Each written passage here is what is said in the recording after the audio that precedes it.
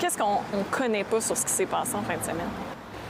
L'intervention policière, évidemment, le chaos entre les différents corps de police qui ont travaillé sur l'opération Sûreté du Québec, Service de police de la Ville de Lévis et de Québec. La difficulté des communications est devenue un enjeu, est un enjeu. Et il va falloir qu'il y ait un débriefing majeur aujourd'hui à la Sûreté du Québec, compte tenu parce qu'on n'est pas à la dernière opération de ce genre, étant donné la proximité des corps de police. Il va falloir qu'il y ait un canal de communication plus efficace qu'en ce moment, des policiers et policières qui rouvrent le téléphone sur main libre, puis sont des amis, qui se communiquent, puis mettent sur main libre le téléphone.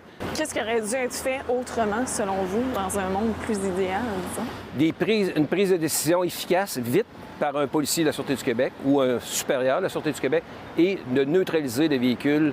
On m'a rapporté qu'il y avait, à un moment donné, 7-8 véhicules de police qui suivaient le véhicule sur l'autoroute 20, direction ouest, à hauteur de Berthier, Saint-Vallier. Ce véhicule-là aurait dû être immobilisé par les policiers, il aurait dû être bumpé, si vous me permettez l'expression anglaise. Parce qu'on n'est pas à l'abri quand on voit une personne qui a un problème de santé mentale, qui aura pu tout simplement embarquer sur la voie inverse en passant par le terre-plein et se jeter devant une voiture et faire encore une innocente victime.